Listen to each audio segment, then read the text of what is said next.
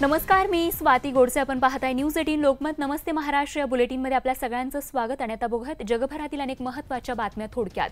मी शिवसेनेच्या बाजूने तह करून आलोय, आता तुम्हाला युद्ध जिंकायचं आहे अशा शब्दांमध्ये उद्धव ठाकरे यांनी शिवसैनिकांशी संवाद साधलाय. तर शिवसैनिकांनी ईशान्य मुंबईतल्या मतदारसंघामध्ये किरीट सोमय्या यांच्या विरोधात काम करणार असल्याचं सांगितल्यानं आता सोमय्या यांना यंदाची निवडणूक जड जाणार आहे. युतीनंतर सर्वाधिक टीका आणि प्रश्न शिवसेनेवर करण्यात आले, त्या सर्वांची उत्तरं शिवसेना पक्षप्रमुख उद्धव ठाकरे यांनी सामना या मुखपत्राच्या अग्रलेखातून दिलंय. महाराष्ट्राच्या हितासाठी नवी जुळवाजुळव केल्याचं उद्धव ठाकरे यांनी म्हटलंय.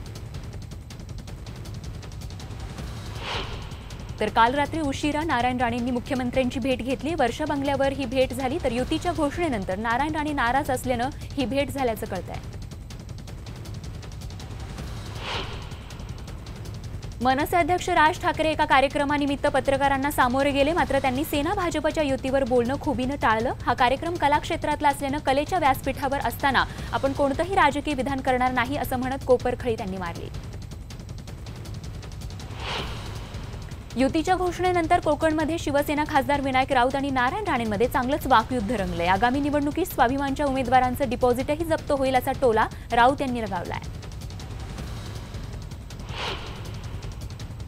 भाजपबरोबर पुन्हा युती करून शिवसेनेनं जनता आणि कार्यकर्त्यांना धोका दिलाय, त्यामुळे उद्धव ठाकरेंवर 420चा फसवणुकीचा गुन्हा दाखल करण्याची मागणी मनसेने केली आहे. शिवसेना भाजप युतीनंतर बंडखोर नेत्यांचे सूर निघायला लागले आहेत. पशुसंवर्धन राज्यमंत्री आणि जालन्याचे शिवसेनेचे आमदार अर्जुन खोतकर यांनी युतीचं स्वागत केलंय, मात्र मी अजून मैदान सोडलेलं नाही असंही त्यांनी स्पष्ट केलंय.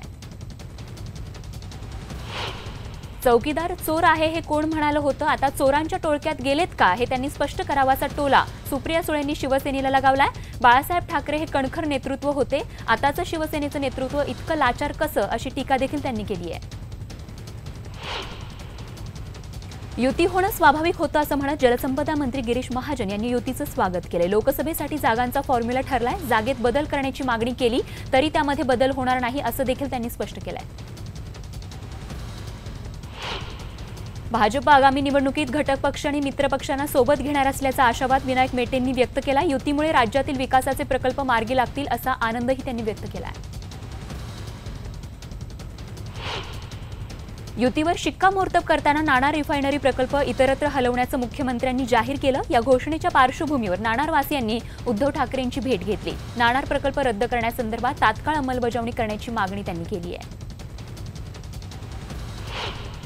तर स्थानिकांनी पुन्हा एकदा नाणार प्रकल्पाला तीव्र विरोध दर्शवलाय. नाणार प्रकल्पात भागीदारी असणारी कंपनी सौदी अरेबियाचे मालक या ठिकाणी राजपुत्र बिन सलमान यांच्या पुतळ्याचं रत्नागिरीतल्या कात्रा देवीमध्ये दहन करण्यात आलंय.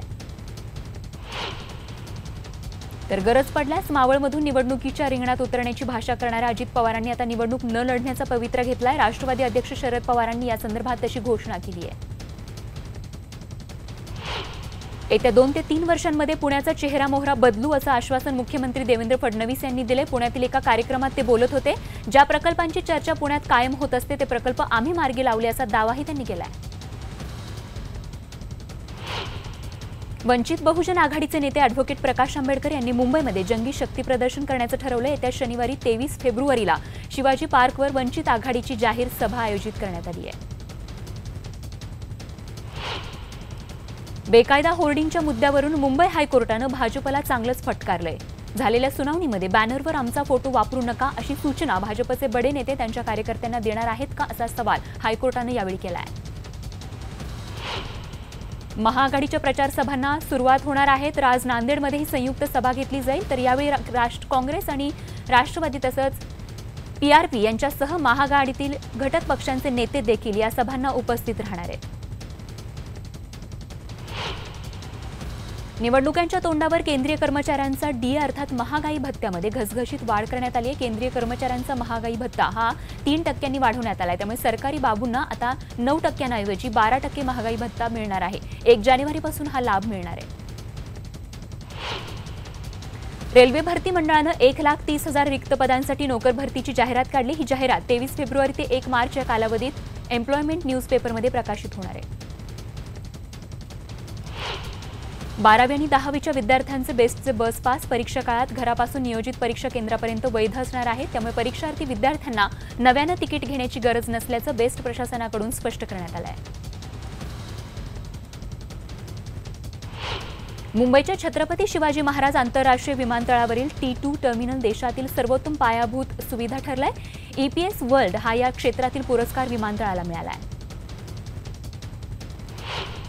100 वर्ष जुन्या म्हाडाच्या अखत्यारीत असलेल्या इमारती रहिवाशांसाठी मृत्यूचा सापळा ठरत असल्याचं आकडेवारीवरून दिसतंय। येत्या 4 दशकांमध्ये तर आपण पाहिलं तर गेल्या 4 दशकांमध्ये जर्जर झालेल्या या इमारतींच्या दुर्घटनांमुळे 894 रहिवाशांचा मृत्यू झाला असून 1183 रहिवासी जखमी झाल्याचं समोर आलंय।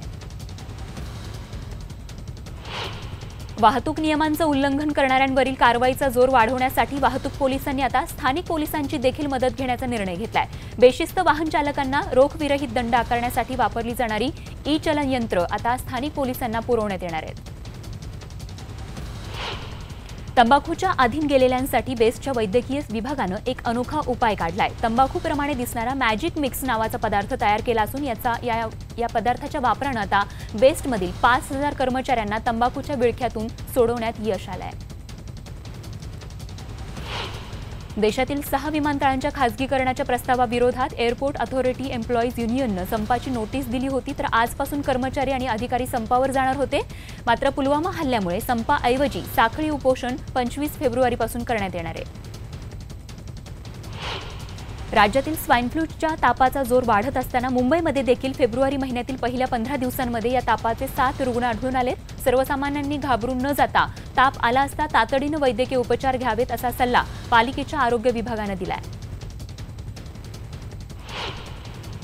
घरगुती वापरासाठी पुरवण्यात येणाऱ्या LPG गॅस सिलेंडरची वाहतूक विशिष्ट किलोमीटरपर्यंत विनामूल्य करणं हे इंधन पुरवठा कंपन्यांसोबत झालेल्या करारनाम्याप्रमाणे गॅस वितरक एजन्सींना देखील बंधनकारक असतं।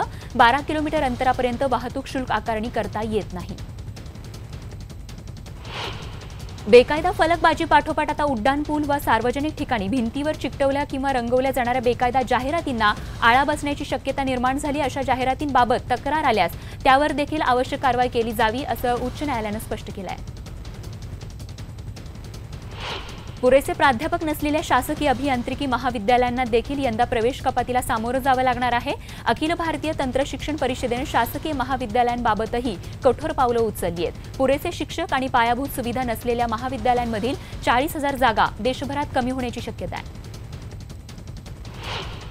मुंबई झोपडपट्टी मुक्त करण्याच्या हेतूनं सुरू केलेल्या पुनर्वसन योजनेला गती देण्यास यश आलेलं नसतानाच आता या योजनांमधील 13,000 घुसखोरांना अधिकृत करण्याचा निर्णय घेतला जाण्याची शक्यता आहे। तसं झाल्यास झोपू योजनेच्या मूळ हेतूलाच हरताळ फासला जाणार आहे।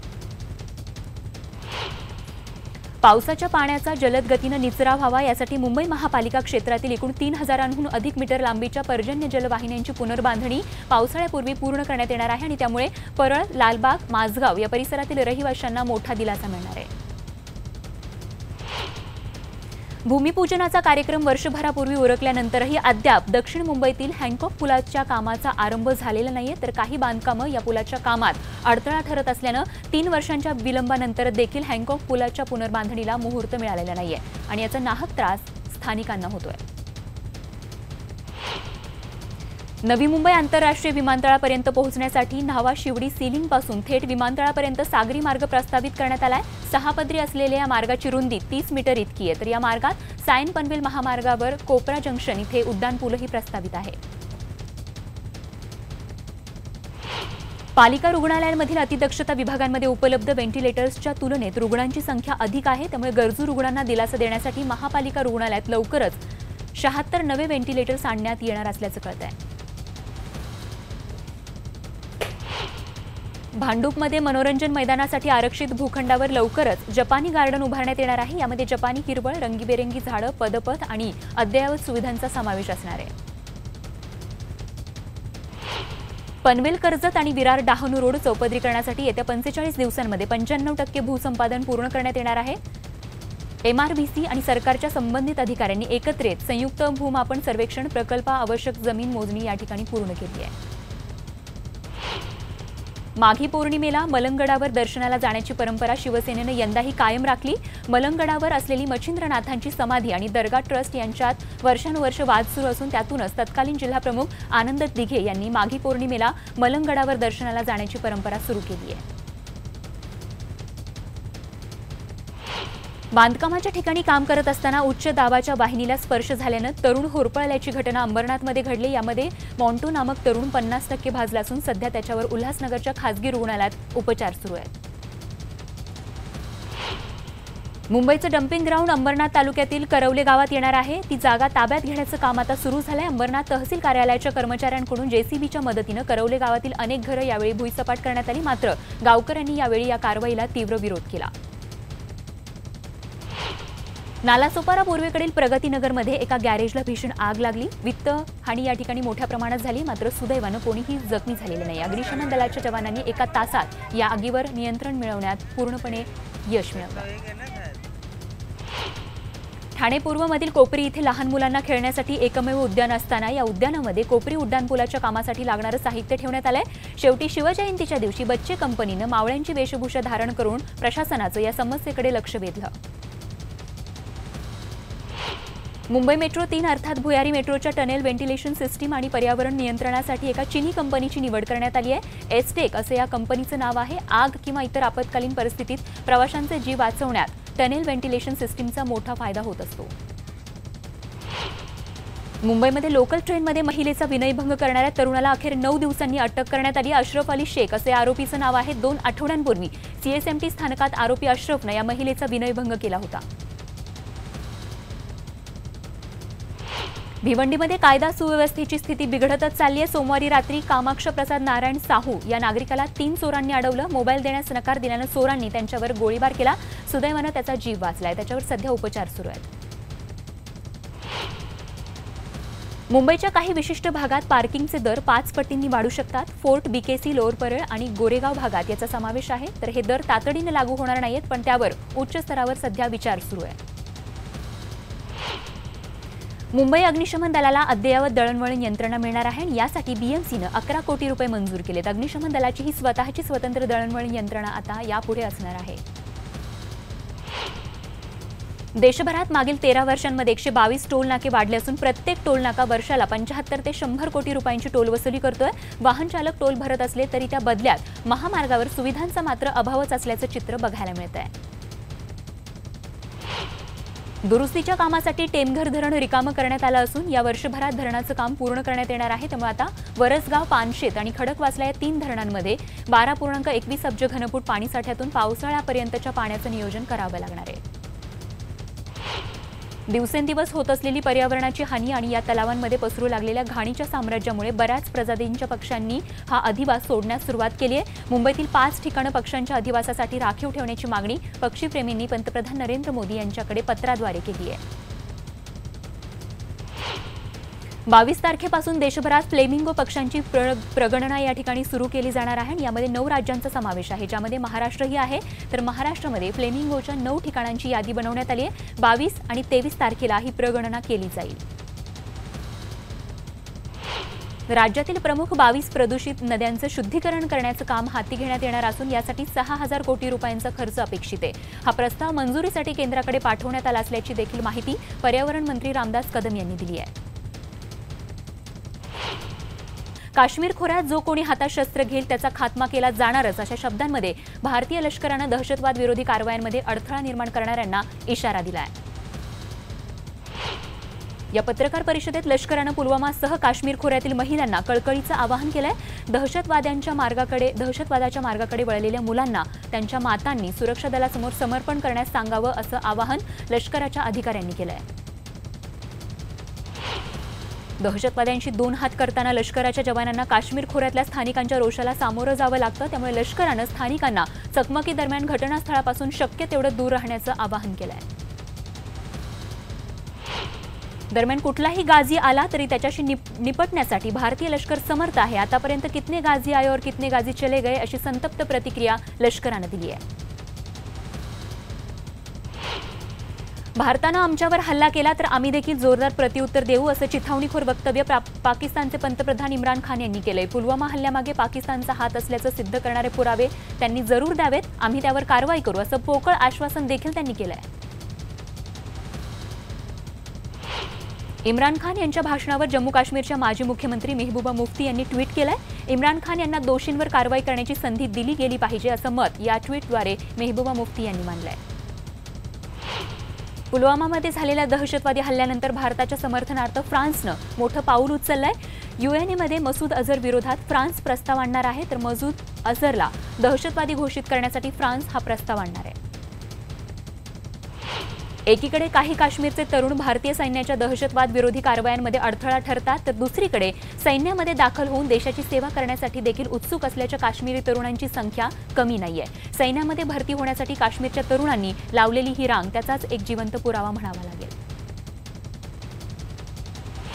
केंद्र सरकारनं तिहेरी तलाक अध्यादेशाला मंजुरी दिली आहे। राज्यसभेमध्ये हे विधेयक पास होऊ शकलं नव्हतं, त्यामुळे आता सरकारनं अध्यादेश लागू केलाय, तर दुसऱ्यांदा हा अध्यादेश आणण्यात आलाय। कुलभूषण जाधव प्रकरणाचा खटला स्थगित करण्याची पाकिस्तानची मागणी आंतरराष्ट्रीय न्यायालयानं फेटाळून लावली आहे, त्यामुळे पाकिस्तानसाठी हा मोठा झटका मानला जातोय।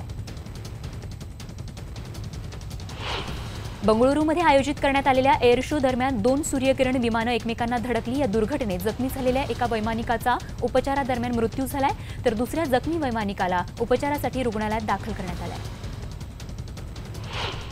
बघत आणखीन काही महत्त्वाच्या बातम्या थोडक्यात। केरळच्या तिरुअनंतपुरम इथल्या पोलीस स्थानकामध्ये पोलीस रोबोटला पाचारण करण्यात आलंय। हा रोबोट पोलीस स्थानकामध्ये येणाऱ्या नागरिकांना त्यांच्या सोयीप्रमाणे सूचना देण्याचं काम करणार आहे, त्यामुळे तक्रारदारांना योग्य ठिकाणी पोहोचण्यास मदत होणार आहे।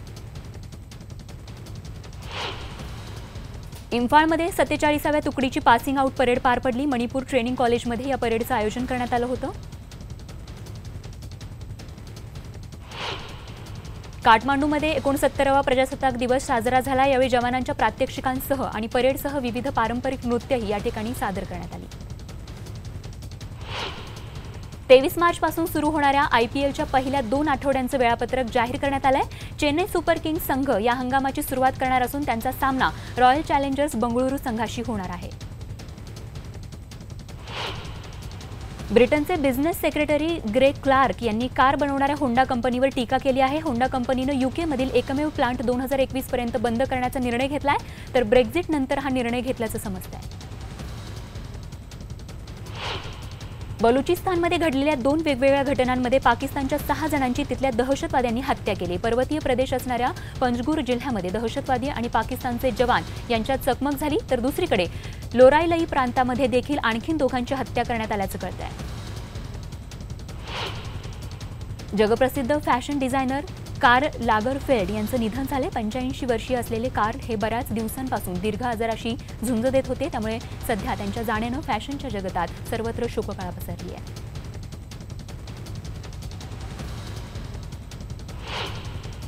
सलमान खानचा आगामी चित्रपट नोटबुकच्या निर्मात्यानं पुलवामातील दहशतवादी हल्ल्यात शहीद झालेल्या जवानांच्या कुटुंबियांना प्रत्येकी 22 लाख रुपयांची मदत करण्याचा निर्णय घेतलाय। अभिनेत्री सोनाक्षी सिन्हा आणि नवाजुद्दीन सिद्दीकी ही जोडी बोले चुडिया या चित्रपटात एकत्र काम करणार आहे। नवाज यांचा भाऊ शमास नवाब सिद्दीकी या चित्रपटाची निर्मिती करणार आहे, तर लवकरच या चित्रपटाचं चित्रीकरण सुरू होणार आहे। आणि मनोरंजन विश्वातील या बातमीसह नमस्ते महाराष्ट्र या बुलेटिनमध्ये वेळ झाली तेच थांबण्याची। ताज्या बातम्यांसह लगेचच भेटतोय पुढच्या बुलेटिनमध्ये। बघत रहा फक्त न्यूज 18 लोकमत।